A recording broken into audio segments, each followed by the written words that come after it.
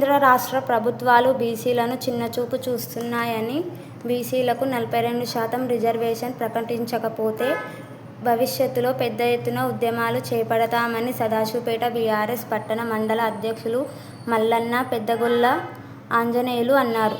సదాశివపేట పట్టణంలో పురవీధుల గుండా ర్యాలీ నిర్వహించి అనంతరం జాతీయ రహదారిపై ధర్నా చేపట్టారు.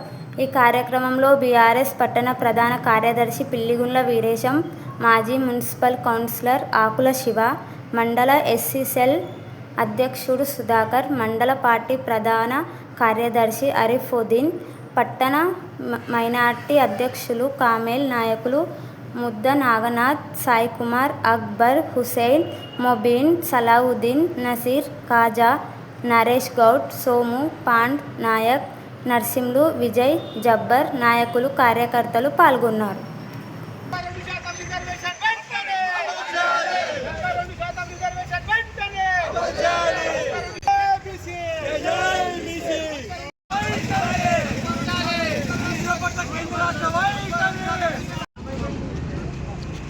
తెలంగాణ బీసీ జేఏసీ బంద్ జరపడం జరిగింది. ఈ బంద్కు సంపూర్ణంగా భారత రాష్ట్ర సమితి అయినటువంటి పార్టీ మా కేటీఆర్ గారు ప్రకటించడం జరిగింది. అందులో భాగంగా టీఆర్ఎస్ పార్టీ శ్రేణులు తెలంగాణ వ్యాప్తంగా ఈరోజు బీసీ జేఏసీ బంద్లో పాల్గొంటూ ఉన్నారు. ఒక్కటే కాంగ్రెస్ పార్టీ చెప్తా ఉన్నాం, మోసం చేసిర్రు, మరోసారి కూడా బీసీలను మోసం చేయడానికి ప్రయత్నం చేస్తూ ఉన్నాం. మీరు ఏదైతే మొన్న జీవో ఇచ్చిర్రో 9వ జీవో నంబర్ 9వ జీవో ఎట్టి పరిస్థితుల్లో అది కోర్టును నిలబడదు, ఇది చట్టప్రకారం చెల్లదు అని తెలిసి కూడా బీసీలను మేము కొట్టేట చేస్తాం, మీరు ఏడ్చేట్లా చేయండి అని చెప్పి ఈరోజు ప్రజలను బీసీ ప్రజలను వంచిస్తున్నటువంటి కాంగ్రెస్ పార్టీకి గుణపాఠం చెప్పాల్సిన అవసరం ఉన్నది. ఈ బీసీ రిజర్వేషన్ 42% ఎప్పుడైతే అమలు కావాలంటే ఖచ్చితంగా ఇది పార్లమెంట్లో మా కేటీఆర్ గారు మొన్న కాళకృష్ణ గారు వాళ్ళు వచ్చి మద్దతు చెప్పిన సందర్భంగా ఈ మాట అనడం జరిగింది. ఇది గల్లీలో కాదు, ఢిల్లీలో చేసినటువంటి పంచాయతీ ఉన్నది.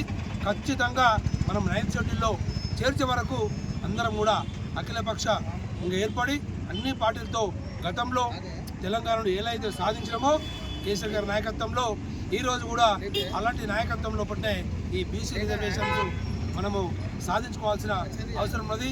ఈరోజు జరిగినటువంటి జేఏసీ బంద్ ఏదైతే ఉన్నదో బీసీ జేఏసీ బంద్ ఇది ఆరంభం మాత్రమే అని చెప్పి ఈ సందర్భంగా తెలియజేస్తూ ఈ కార్యక్రమానికి వచ్చినటువంటి మా టీఆర్ఎస్ శ్రేణులకు పేరు పేరున బీసీల పట్ల కేంద్ర రాష్ట్ర ప్రభుత్వాలు తమ ద్వంద్వ వైఖరిని ప్రదర్శిస్తూ బీసీల పట్ల ఇప్పటికి కూడా వివక్ష చూపిస్తున్నటువంటి ప్రస్తుత తరుణంలో బీసీలంతా ఏకమై ఏకకంఠంతో 42% ఏదైతే కేంద్ర ప్రభుత్వానికి రిజర్వేషన్ కల్పించాలన్నటువంటి ప్రభుత్వం పంపిందో దానికి ఏదైతే ఆ చట్టానికి సంబంధించి పట్టణ బీఆర్ఎస్ పార్టీ పక్షాన మేము పూర్తి మద్దతు ప్రకటించడం జరిగింది.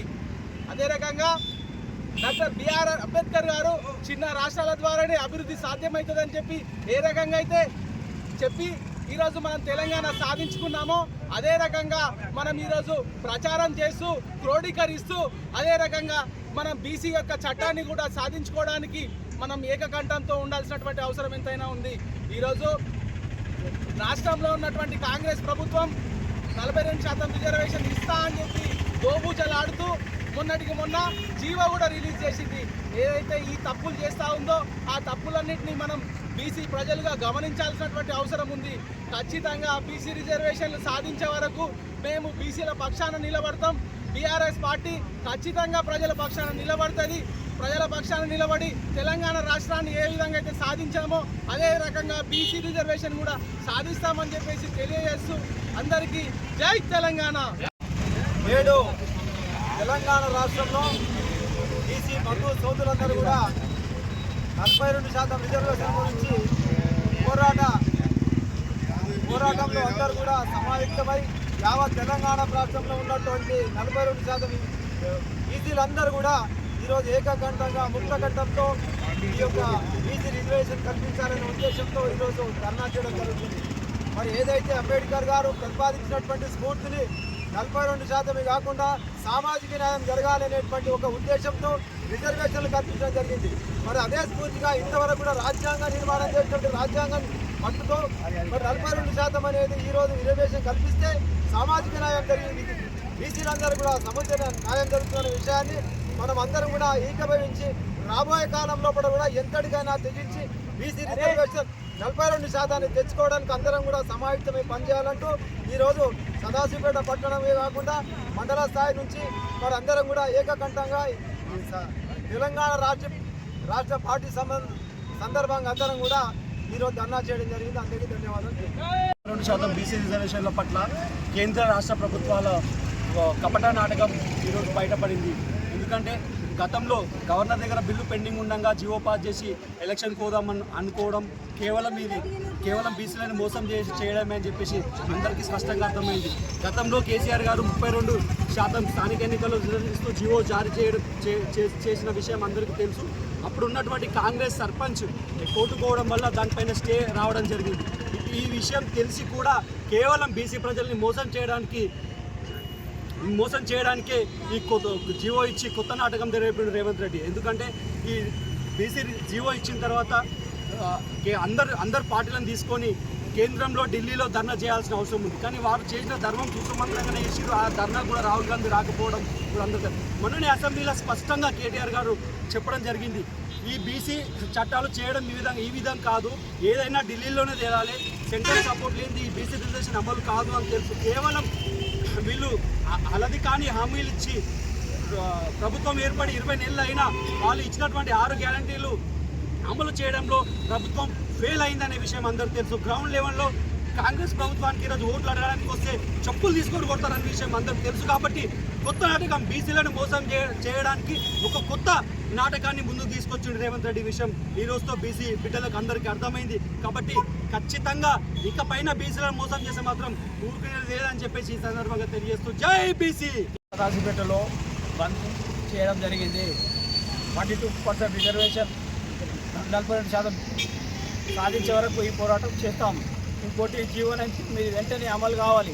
ఇది ప్రారంభం మాత్రమే, ముగింపు ఎప్పుడో అతి త్వరలో చెప్తాము. ఇక్కడైనా మేలుకోవాలి, అగ్రకుల వర్గాలు బీసీల ఐక్యత వర్ధిల్లాలి. జేఏసీ పిలుపు మేరకు సదాశివపేట పట్టణంలో బంద్ కార్యక్రమం నిర్వహించడం జరిగింది. మరి ఈరోజు మన అందరికీ తెలుసు, అనేక సంవత్సరాల నుండి బీసీలను ఓటు బ్యాంకుగానే చూస్తున్నారే తప్ప బీసీలు ఈ దేశ పౌరులు, రాష్ట్ర పౌరులు అని చెప్పేసి ప్రభుత్వాలు పట్టించుకోవడం లేదు. మరి ఈరోజు మనందరూ తెలుసు, ఎవరైనా గద్దెనెక్కాలంటే బీసీలు ఓట్లేస్తేనే గద్దెనెక్కే పరిస్థితి ఉంది తప్ప ఇంకా ఇతర వర్గాల వారు ఓటు వేస్తే గద్దెనెక్కే పరిస్థితి లేదు. తీరా చూసే వరకు రాజ్యాధికారం ఇంకెవరో చేపెడతా ఉన్నారు. బీసీలే ఓట్లేస్తే వేరే వాళ్ళు రాజ్యాధికారం చేపడతా ఉన్నారు. మరి ఈరోజు రాష్ట్ర ప్రభుత్వం బీసీలకు 42% ఇవ్వాలని చెప్పేసి అసెంబ్లీలో బిల్లు పాస్ చేసినప్పటికీ ఆ బిల్లును పార్లమెంట్కు పంపిస్తే కేంద్ర ప్రభుత్వంలో ఉన్నటువంటి బీజేపీ ఎంపీలు ఓటు వేయకుండా దానిపైన కోర్టు స్టే విధించడం బాధాకరమైనటువంటి విషయం. మరి ఈరోజు అదే బాధతోని ఈరోజు కార్యక్రమం చేపడతా ఉన్నాము. రానున్నటువంటి రోజుల్లో బీసీలకు 42% రిజర్వేషన్ వచ్చేదాకా బీసీలంతా ఐక్యంగా ఉండి పోరాటం చేస్తామని చెప్పేసి కేంద్ర ప్రభుత్వానికి హెచ్చరిస్తూ నాకు అవకాశం ఇచ్చినటువంటి మీడియా మిత్రులకు కోసం ఈరోజు మేము ఇక్కడ బీసీ